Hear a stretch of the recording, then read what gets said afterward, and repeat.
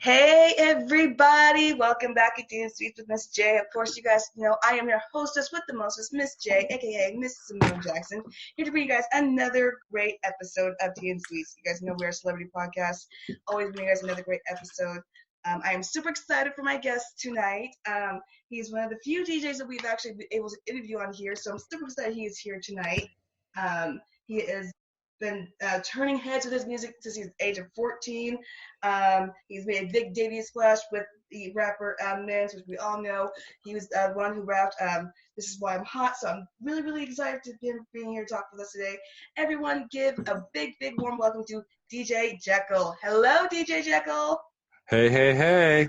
How are you? I'm thrilled, so excited to be here, having a great night in the Sin City, entertainment capital of the world, Las Vegas. Beautiful, lucky. I bet it's just absolutely beautiful over there. Oh, it's gorgeous over here, and it's just starting to become nighttime, so I believe that's when the city really starts to become alive. Exactly. Of course. Well, we're super excited for you to have you on here with us today. So I'm going to fire off the first question for you, Mr. JackEl. What began your passion for DJing? My passion for DJing became when I started to expand as a musician and go into different realms of creating musical art. I started with musical, like singing and guitar and drums. And then once I turned 14, I bought myself some turntables and really educated myself on what a DJ is and a music producer. And from that point of being just 14, I started DJing in clubs, and I just immediately grew a fancy to providing an experience for people with sound, like dancing and high quality music, and just making people react where I'm in charge of the sound. I think that was a thrill for me early on. Oh, absolutely. And I have to say, how lucky to be able to, DJ at clubs at 14. I was just in school, just writing a piece of paper at 14. You were already, DJing clubs all over the world. So tell us about that. So don't mind me. I'm just going to vicariously live through you. Don't mind me on that one. No, that's fine. That is all good. And speaking of that, speaking of your DJing, being able to DJ, different clubs all over the world, what are some of your favorite clubs to play in? Shout out to all the clubs that have ever hosted me. I always appreciate every night. We've always had great experiences. I always like to perform in Vegas because I find that my following here locally is always fantastic. So I like to perform at like the Hard Rock on the Strip. That seemed to be pretty fun. And I've also performed at like Tao Beach Club with Snoop Dogg, and that was really fun. And I think performing at Tao Beach in South Korea was really fun too. So those three right there were probably some really great ones in terms of clubs because of the experience and the venue. Oh, absolutely. And again, living vicariously through you, I would just been able to love to be able to hang out with Snoop Dogg. That would probably been so much fun. Oh, yeah. I mean, in the clubs in Las Vegas, there's a lot of rules that kind of restrict. I don't think Snoop Dogg could have been like being his true self. I don't think he could have been really lighting it up in the club because they don't like that. But, we had a great time musically, and it was a lot of fun. Oh, awesome. So going on to the number 3 question, for first-time listeners of your music, what song would you suggest they hear to really get who you are as an artist, as a DJ? Well, I think, nowadays it's a lot about quantity, and quality is very important, but quantity is important. So for me, I'm really usually dropping a song a week, a song every 2 weeks, an album a month. And, my real fans, my followers, anybody that has heard my music knows that because they're following me and they get all these alerts. So for a first-time listener, I would, just want them to go check out my page, toss me a follow, and tune into the record Destiny. Mm-hmm. That's my brand new song that just came out on Magic Records. And that song blew up, got over 100,000 plays in like the first week. And it's just now only been out for a week and a bit. And it's all still rising up very fast. It's like one of my biggest releases to date. And it's only been out for a couple of weeks. So shout out to that label. Shout out to all the supporters. That song is called Destiny. And I produced it all by myself and played the guitar on that one. I actually went to Canada for like a holiday, and I didn't produce any music while I was in Canada for a whole week. But then when I came back to Vegas, I was on the plane coming back home, and I had my computer. I was like, I have, 3 hours on the plane to kill. So I actually worked on the record Destiny on the plane and pretty much finished it. Then when I landed, I showed some of my friends the record I made on the plane, and they're like, you didn't make that. And I was like, dude, I made that on the plane. I swear to God, I spent the time on it. And I didn't have a way to record guitar when I was on the plane, but I knew there needed to be some guitar. So when I got to Vegas, I went to the studio, recorded some guitar in my house, so it was convenient. And boom, the record was complete. And that one's out now, so enjoy. Oh, that is amazing. First of all, congratulations on the huge success for the song. Super happy about that. And I got to say, at least you got really honest friends, honestly. Yeah. No, I have, my friends are a pain in the ass, but they're my best friends. They would really be true to me, and they would tell me if it sounds good or bad or. Exactly. Got to give a shout out to the real friends right there. Got to give a shout out to the real friends right there. Going into the number 4 question, you started your own label. Can you tell the Teen Sweets about the label and what made you want to start it your own? Yes. So I started my own record label at a young age because I was having negative experiences with other record labels that I was releasing on. My record label is called Faded Records, and we do sign demos and new records. But I started my record label because, again, of those negative experiences. I had some very talented friends and peers that were sending me these demos, and I was like, dude, this is such a great song. I would love to be a part of like the whole release of it and getting it to the public. And to be honest, ever since the beginning of my record label, I've always given the artists mainly like 100% of their royalties, because nowadays it's like if an artist even makes $3,000 off of the royalties, which would require 3 million plays. So if someone got that many plays and they made that much money, I would really love to give them that money. Like, they deserve it. They worked really hard.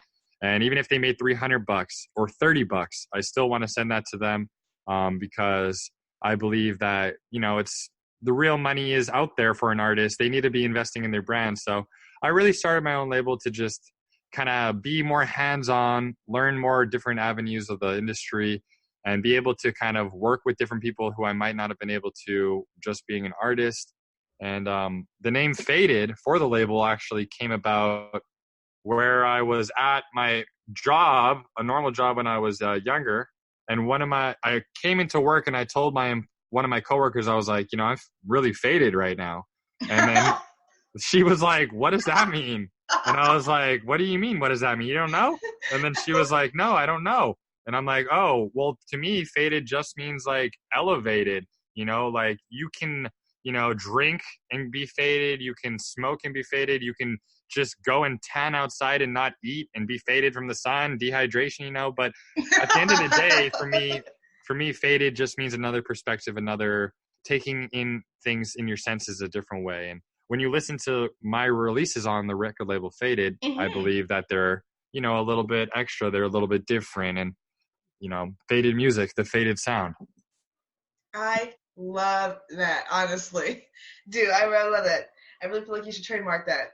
If you haven't, do so already. Yeah, no, I definitely, I do a lot of things myself, but I definitely have run into experiences where people try to steal stuff, and I try to take precaution. Oh, absolutely. But no, I love that. Speaking of all of that, I want to make sure that my audience follows you and your work and your music. Where are you on social media? I'm on every platform as an artist, as @official JackEl. So you guys, except for TikTok, unfortunately, but every other one. And my record label is @Faded, FVYDID. So go toss us a follow, guys. Absolutely. And coming up to the number 6 question, are there any goals that you still would like to accomplish in your DJing career? Oh, of course. Out of all the stuff that I've accomplished thus far, I don't feel like it's even a portion of what could be accomplished as a businessman, as a musician. I have huge goals, and it's really just to expand in every area. I am so happy with the fact that I can create my music and I have supporters, I have listeners. I just want to, get more listeners, get more fans, be able to touch more people, be able to inspire more people and reach a bigger circle. And to me, that's happening every day. And I'm so excited for what's to come. Some of my goals are just to release on some other labels. Like in 2019 alone as an artist, I released on 13 plus different record labels. So Wow. that's very impressive to me.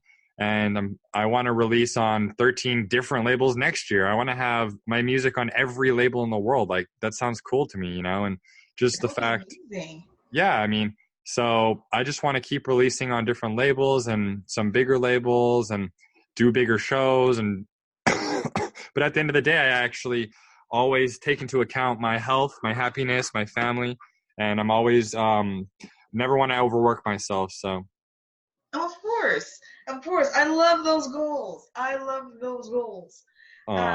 Just to continue on to number 7, as a DJ and as an artist, what does EDM mean to you?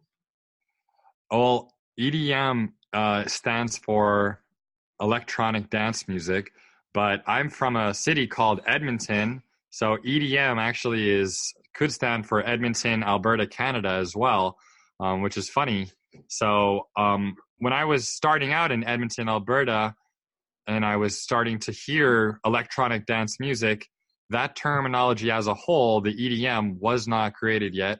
It was referred to as electronic dance, and there was house music, dubstep, and a lot of different genres. But back when I was younger, about 10 years ago, it wasn't as defined as it is now. And like I said, the EDM term was not created. About I would say 8 or 7 years ago is when the EDM that terminology was finally used, the electronic dance music. Mm-hmm. And it was just it's just an easier way to kind of explain to people what style of music they're about to experience. And it's more of like a poppy dance, like a more popular dance style. But really, as a whole, electronic dance music could be anything that is electronically made and it's danceable. So to me, it's just a classification. Absolutely. To help people identify the sound. Absolutely. I love that. I totally agree with that. With you on that one. But going on to the number 8 question, I know we talked about earlier, if you, for anyone new listeners to your music, you definitely want them to listen to Destino. But personally, for you, what would you say has been your favorite song you put out so far? Well, I like a lot of my music. I do think that there are certain songs that I might love even more than others. I say that probably my favorite song I've released thus far might be Friend Zone, because I'm singing on it, and it was released on Play Records, which was a big label for me. Mm-hmm. So this specific song, Friend Zone, it just really organically came to be. And since it has my vocals on it, I'm singing. I wrote the lyrics. I recorded my own self. I played the guitar on it. There's a Grammy-winning horn player on it, Skip Martin. Oh. Yeah, so it was a big record for me, and it got 4 or 5 different remixes that were released, and one of the remixers was Melly Fresh, who is a big icon for me, has always been. So I'm very thankful for that record and that release. I think that's one of my favorites. Oh, wow. And was the singing the first time for you? Definitely not. I've released probably like 5 other songs with my vocals, but I sing all the time. Awesome. That is amazing.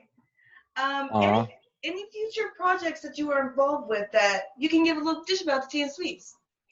Okay, I'll give you guys some exclusive deets. Basically, I'm working in the studio right now with a lot of great people. I'm so stoked to be releasing music. I've got a song coming out on December 16th on a record label called Wonked Music Group. This specific single is called Bad Boy, and it's a collab with a guy named Jefferson. We actually linked up in Las Vegas, and we're about to release the song Bad Boy very soon, just a couple weeks. And this song doesn't have any vocals on it, but it's a very hard-hitting beat. So I'm so stoked for you guys to hear that one. I'm getting pretty excited. Yeah. Very excited. Sounds like it's going to be a classic heavy hitter. Oh, that's what I love. Yeah, it's going to be a classic heavy hitter. Ooh, TNC's plans. Make sure you guys keep up with that. You're gonna want to hear it. That's for sure. Definitely keep up with that. All right, Mr. JackEl, coming up with the last question. You know, we are tea and sweets here, so but what is your favorite sweets to pair with a film? Dang, I do have a sweet tooth. He said, dang, I do have a sweet. I Seriously, know. it's bad for me. I have a daily addiction sometimes.